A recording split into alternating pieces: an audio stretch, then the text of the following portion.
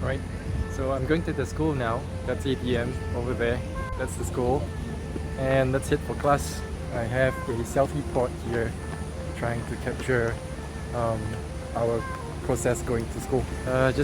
Thinking to do a vlog so that we can document the process of going to the class and teaching character sculpt. This is basically Nanyang Technological University, NTU in short.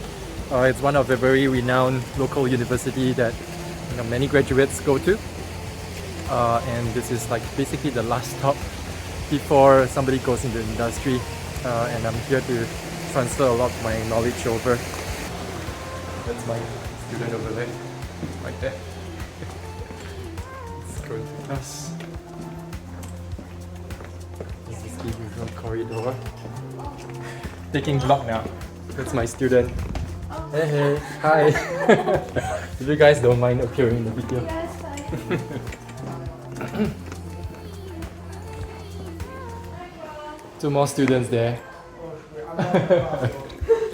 No worries, no worries. Are you vlogging? Can join. Yeah, I am. Oh, you were vlogging? Vlogging, hi. Ex-student from last semester. Hey, hello. Very He's my good. best prof. Yeah. Contrast from this semester. Ella. Oh, Ella. Hey, hey. Actually, you added me on LinkedIn, but I didn't get your name. Sorry. Oh, Brian. Brian, yes. Yeah, it'll be Brian. It's on my profile. Alright. Sorry? Connecting with all the pros. Yeah, connecting all the props. Networking is good. Alright. I'll set up the tripod.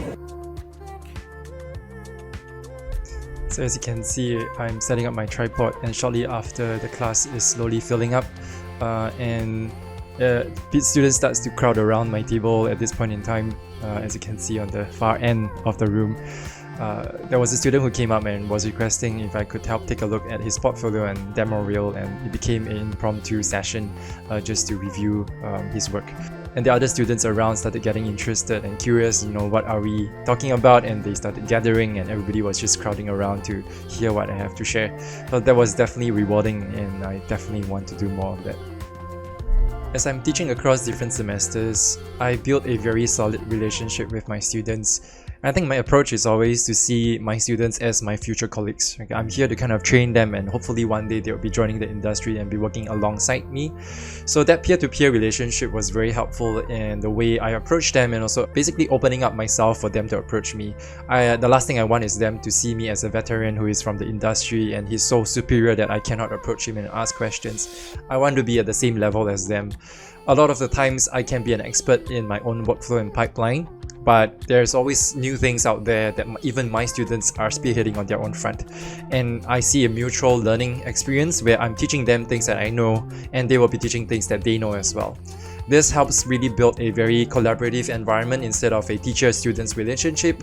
It's more of like a team-based, where in this classroom, building a relationship, building a project, building this experience together, and that is very helpful.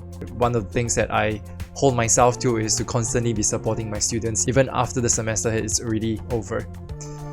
So yeah, this relationship and this student base, it's a small little community that I have, and I really cherish, and I'm really thankful that I have a very supportive bunch of students and future colleagues as well. As you can see over here, as I'm teaching the class, I'll also be doing walkarounds. As I'm teaching, I'm also constantly looking at my students' facial expression, their body languages. Are they getting what I'm saying? Do they feel like they're confused? Are they blocked? Are there particular students that are kind of lost in their own world because they just couldn't carry on? And those walkarounds are very helpful. I'll usually be teaching a set of technical know-how, and once it gets a bit too heavy, I'll stop and I'll make my rounds just to make sure that all the students are unblocked. For future teachers as well, just a pro tip. Once your students are detached, like they're trying to fix a problem that they couldn't follow and they got fixated by it, anything else that you're teaching after, they won't be listening. So helping them to unblock constantly and periodically to make sure they can revert their attention from solving problems to your lesson is definitely going to help you on getting a better result. And just sharing a little bit of my passion in teaching, it dated back all the way till my teenage years.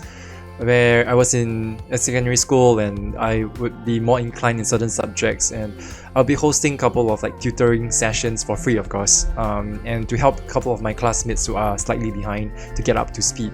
And ever since then, my passion of teaching has been really rewarding, and I've been looking out for different teaching methods over the years, looking up to teachers who teaches really well, where they can break down very complex topics into digestible chunks. And I've employed those techniques across the years, and I've since been able to apply those, and that translates to a couple of common praises that comes from my students, mentioning about how structured my course would be, how I'm able to break down complex topics into digestible chunks, how I'm always there to unblock them, and that walking around the class periodically was something I've learned from a lecturer I had. And for students who has been through my module, they know my style. I would usually set forth a vision for the project, just like how we would in the industry, right? We would set forth a vision for the project and everybody would stick to it. Yes, there will be iterations along the way. There will be adaptations that is needed to change in terms of vision. There will be reduction of scope due to the timeline and velocity.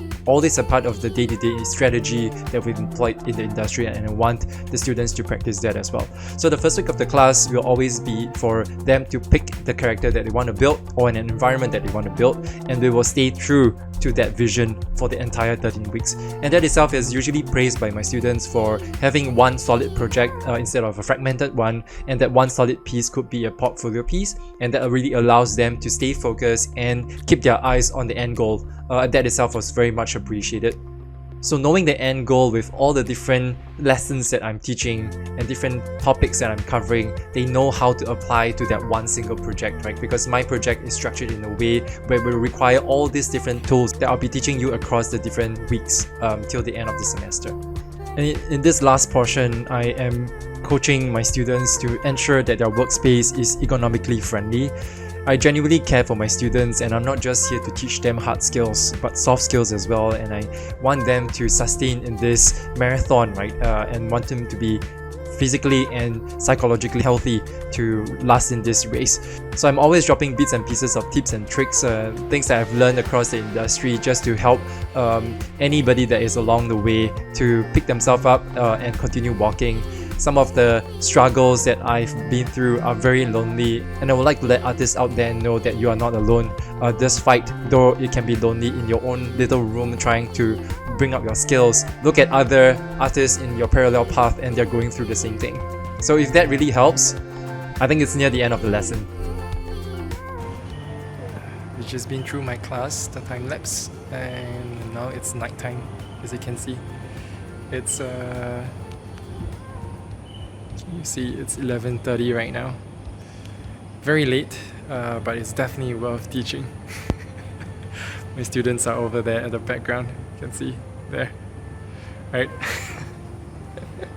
And yeah, just basically enjoy teaching, and it's a very passionate and very driven class, so it's definitely worth the time.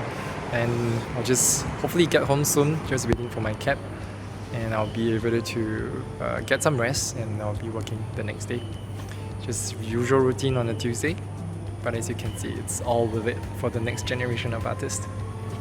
See you around, bye bye.